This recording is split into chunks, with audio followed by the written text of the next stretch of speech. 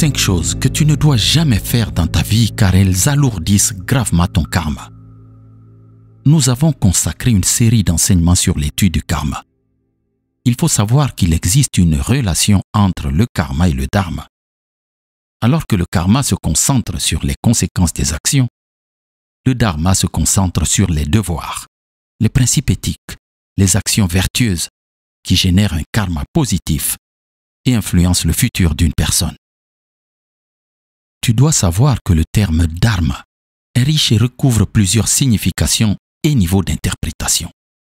Mais en général, il fait référence à un ensemble de principes moraux et spirituels qui régissent le comportement et l'ordre cosmique. C'est pour cela que je vais te parler de maximes du dharma. Si tu es nouveau sur la chaîne Fédéralitude de la communauté, je suis José Baer. Je partage un enseignement de transformation chaque dimanche et je t'invite à t'abonner pour ne plus perdre l'occasion de continuer à apprendre pour améliorer ta vie. Les 5 maximes du dharma que nous allons étudier sont des principes directeurs qui illustrent comment mener une vie juste, éthique et harmonieuse.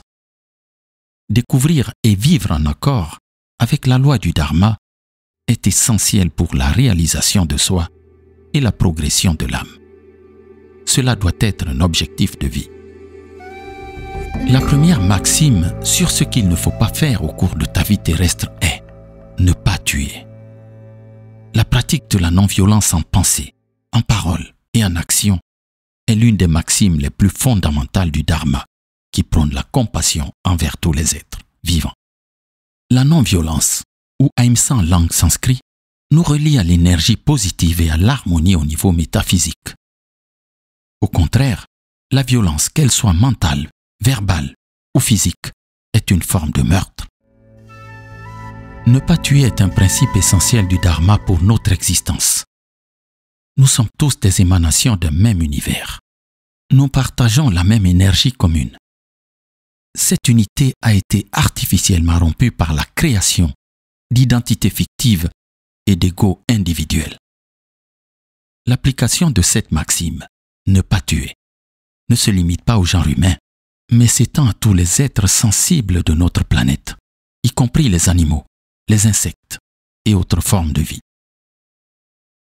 Hier, j'étais en voiture avec ma fille. À la sortie de l'autoroute, il y avait de nombreux migrants. Et j'ai dit à ma fille, j'ai beaucoup de compassion pour ces migrants qui ont fui leur pays et se retrouvent en train de mendier en France. Tout cela à cause de la guerre, souvent provoquée par une poignée de personnes pour qui la vie des autres n'a pas de valeur. Ne pas tuer va au-delà de s'abstenir de prendre la vie d'autres êtres.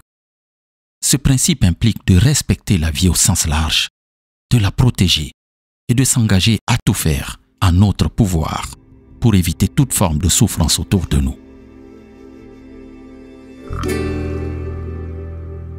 La deuxième maxime sur ce qu'il ne faut pas faire est ne pas mentir. Dans notre quête pour atteindre l'illumination, nous devons nous abstenir de la falsification de la vérité. Le mensonge et les commérages engendrent de la souffrance. Ils constituent un obstacle majeur entravant notre progression sur la voie sacrée. Il est important que tu comprennes l'impératif de tendre la main à ceux qui sont en quête de la spiritualité, de dissiper l'ignorance et même d'aider les autres à se libérer de la souffrance causée par le mensonge, en étant toi-même un exemple de ce qu'est la vérité et de ce qu'elle apporte dans la vie des hommes. Vivre dans la vérité ou la véracité contribue à la clarté mentale et à notre alignement avec les forces cosmiques positives. L'honnêteté et la sincérité sont fondamentales pour préserver l'authenticité de notre être, notre je suis, maintenir l'harmonie avec le dharma et avec les autres. La troisième maxime sur ce qu'il faut éviter est ne pas voler. L'ambition engendre un insatiable désir qui est source d'insatisfaction. L'idée de posséder tout ce que nous souhaitons est illusoire. Cette poursuite inlassable de ces désirs peut nous dévier de notre quête spirituelle. Le vol inflige de la souffrance, aussi bien aux autres qu'au voleur lui-même. Cette maxime s'applique à toutes les activités où l'on profite injustement en surfacturant des biens ou services.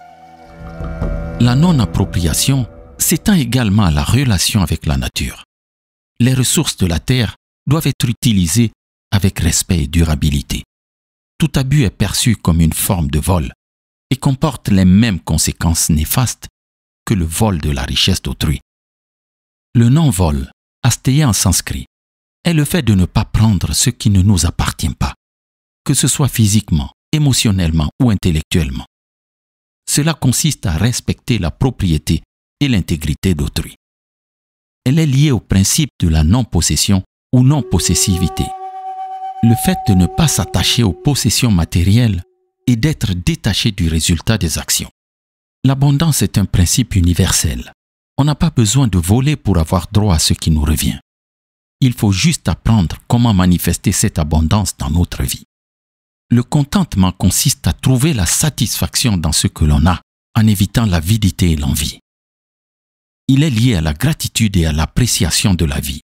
Le contentement apporte la paix intérieure et transforme la perception des circonstances. La quatrième maxime sur ce qui porte préjudice est ne pas avoir une vie sexuelle inappropriée. Engager des relations intimes avec une personne mariée, ce que l'on appelle adultère, ou avoir une vie sexuelle débridée, en d'autres termes, pratiquer la fornication, ont le potentiel de causer des blessures et de la souffrance. Nous devons nous abstenir de telles actions. De ce fait, l'expression de la sexualité devrait être un acte d'amour envers l'autre, plutôt qu'une quête de satisfaction personnelle. La non-maîtrise de ces pulsions sexuelles conduit à toute forme d'exploitation comme la pornographie, la prostitution, la pédophilie et autres pratiques similaires. N'oublie jamais que ton corps est le temple de ton âme. De ce fait, il ne faut pas le souiller avec une vie sexuelle inappropriée. Rechercher la pureté dans les pensées, les paroles et les actions permet de garder le corps et l'esprit propres. La pureté mène à une vie plus claire et plus concentrée. La propreté intérieure se reflète dans l'attraction d'expériences positives. Pratique le contrôle et la retenue dans l'utilisation des sens et des énergies. Ne te laisse pas emporter par des pulsions ou des impulsions incontrôlées. La cinquième maxime à propos de ce dont il faut se méfier est ne pas abuser des substances toxiques. Nous sommes tous conscients que l'abus de certaines substances, telles que l'alcool, le tabac ou les drogues, peut avoir des effets néfastes sur notre lucidité ainsi que notre bien-être mental et physique. La consommation de substances toxiques peut altérer la santé de notre corps et intoxiquer notre esprit, engendrant ainsi la souffrance. Afin d'atteindre un état de conscience plus élevé que la normale, en plus de la méditation, nous devons veiller à détoxifier à la fois notre corps et notre esprit.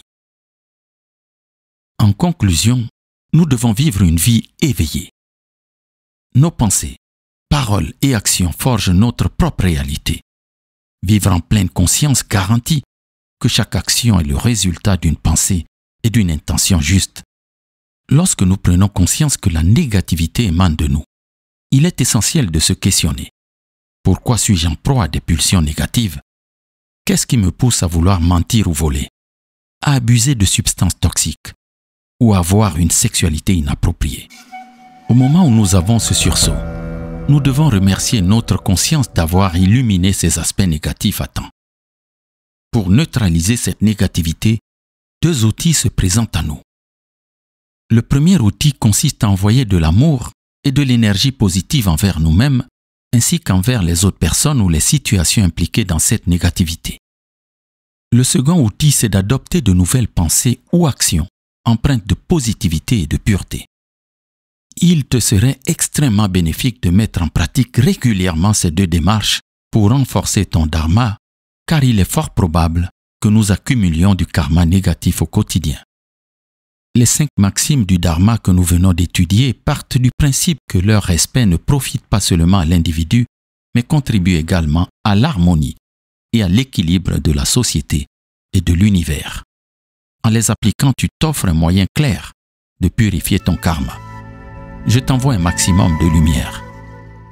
que celui qui renouvelle le monde à chaque instant soit toujours la source de ton inspiration. C'était ton ami Josébert sur Fédéralité de la communauté.